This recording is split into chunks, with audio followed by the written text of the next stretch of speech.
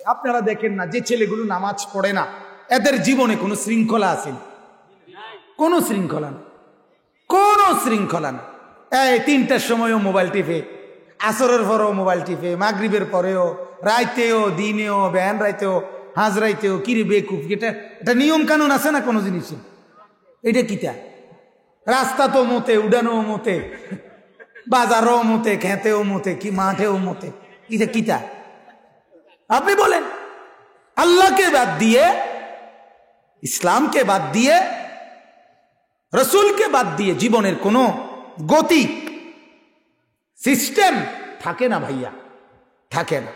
এজন্য আল্লাহ তাআলা বলছেন, ওয়ালা তাত্তাবিউস সুবুলা, আমার কোরআনের রাস্তা বাদে অন্য পথে যেও না বান্দা।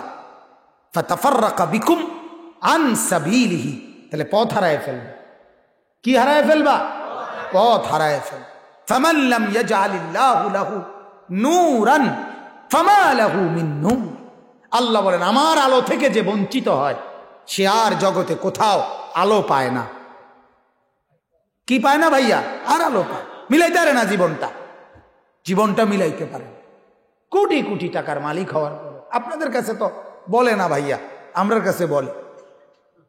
কথা দোয়া চায় না অনেকের, অনেক ব্যক্তিগত এমন এমন কথা বলে, আশ্চর্য লাগে মাঝে মধ্যে, কলজাটার মধ্যে কাঁপ ধরে যায় যে আরে বাপরে বাপ, দেখতে তো মনে হয় কি পরিমাণ সুখী, তো ভেতরে তার কলিজার মধ্যে কি পরিমাণ টেনশন, কষ্ট, যন্ত্রণা। উচ্চ শিক্ষিত ভদ্রলোক কাইন্দা দোয়া চায়, বিবি আছে, বউ, কিন্তু জগৎবাসী জানে বউ আছে, সবাই যাক দেখে জানে, কিন্তু রাত হইলে 2 জন বছরের পর বছর আলগাই থাকে, একই বিল্ডিং এ 2 জন 2 রুমে থাকে, কিন্তু সবার সামনে আপনার কি একত্রে হাসে, কথা কয়, বুঝতে দেয় না তারা যে কি নিজেদের মধ্যে এই বিভেদ। এরকম ব্যক্তিও আমার কাছে দোয়া চাইছে। আমি সবাই দোষ দেই না, মানে আমার বলার উদ্দেশ্য হলো, ওই যে দেখেন গিয়া বেপর্দা স্ত্রী তারে বাধা দেয় নাই, যার কারণে বেপর্দাগির কারণে এই মহিলার এখন চতুর্দিকে নজর, যার কারণে এখন কোথাও আর সে শান্তি পায় না। বলেন নাউজুবিল্লাহ। আমার ভাই, এজন্য আমি অনুরোধ করলাম, আল্লাহকে বাদ দিয়ে সুখ পাওয়া যায় না, ইসলামকে বাদ দিয়ে সুখ পাওয়া যায় না। এই যে যারা টেনশনের কারণে বিড়ি সিগারেট খায়, তারা এখন আর টেনশনে খায় না, শখে খায়। ঠিক কি না বলেন না? তার মানে এইবার আর জীবনটা নিয়ন্ত্রণে আনতে পারলো না, ওই যে অভ্যাস ধরে ফেললো, আর এই গুনাহ ছাড়তে পারলো না।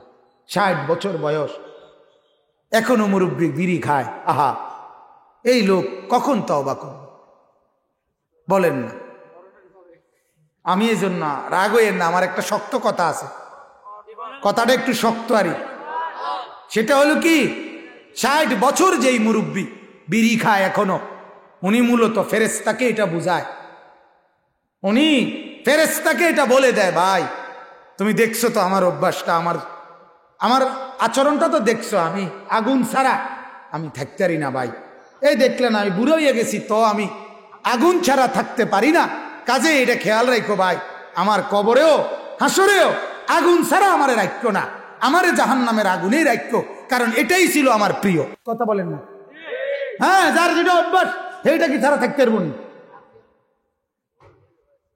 এলে 60 বছর পর্যন্ত যদি এই গুনাহে অভ্যস্ত থাকে, এই লোক তওবা করবে কখন? এই লোক চাচ্ছেটা কি আপনি বলেন না ভাইয়া? তাইলে এই জন্য যেই মা তার 3টা ছেলে উপযুক্ত, মেয়ে বিয়ে দিয়ে ফেলছে, এখনো যেই মহিলা বেপর্দা বেহায়ার মতো চলে, এই বেডি কি কইতে চায়? এ বুঝাইতে চায় এটাই জাহান্নামী আমার প্রিয়, কবরে আযাবই আমার প্রিয়, এছাড়া আর কি? আল্লাহকে ছেড়ে দিছে, আর জীবনে কোনো লাইন পাইল না, সিরিয়াল আর মিলল না, আর জীবনের গতি ঠিক থাকলো না, হারায় গেল, দিক বিদিক আল্লাহ থেকে বিচ্ছিন্ন হয়ে। আল্লাহ আমাদেরকে বুঝার তৌফিক দান করেন। তো আমার ভাই, আজ তো শুনেনি আলহামদুলিল্লাহ, প্রতিদিন শুনেন, কত মাহফিল শুনতেছেন, কিন্তু জীবনটা একটু বদলান, জীবনটা একটু আল্লাহকে সাথে নেন, ইসলামকে সাথে নেন, বাজান বিশ্বাস করেন, সারা পৃথিবী প্রতিনিয়ত ইসলামের বিরুদ্ধেই ষড়যন্ত্রে লিপ্ত। সবার চেষ্টা ইসলাম যেন এই পৃথিবী থেকে নিশ্চিহ্ন হয়ে যায়। কারণ ইসলাম যদি নিশ্চিহ্ন হয় তাইলে পৃথিবীতে কুফুরি, নাচানাচি, ফালাফালি, অশ্লীলতা, বেহায়াপনা আরো বাড়বে। ঠিক না? শয়তানের লাভ।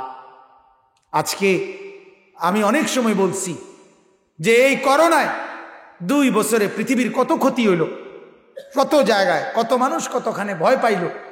কিন্তু আমার বাংলাদেশের হালাত হইল এই 2 বছরে বাংলাদেশে কমপক্ষে আগের চাইতে শত শত বেশি রাস্তায়, গ্রামে, গঞ্জে, বিভিন্ন জায়গায় লাল নীল বাতিওয়ালা আলো আধারির রেস্তোরাঁ, যেটা একসময় শুধু ঢাকা বা শহরে কোন ফ্ল্যাট বিল্ডিংয়ে ভিতরে এরকম আলো আধারি, মানে ছেলে মেয়ে যুবতী, যুবক যুবতী বসবে, আড্ডা মারবে, নষ্টামি করবে, এটার ব্যবস্থাপনা আড়ালে ছিল।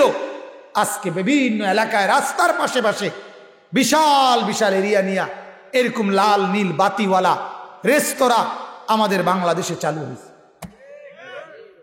কি অর্থ? মুরব্বীদেরকে চা খাওয়ানোর জন্য না? কথা বলেন না? এই দোকানগুলো যুবক আর যুবতীদেরকে প্রকাশ্যে জিনার ব্যভিচার করার জন্য। অচিরেই দেখবেন অবস্থা কোথায় গিয়ে পৌঁছে।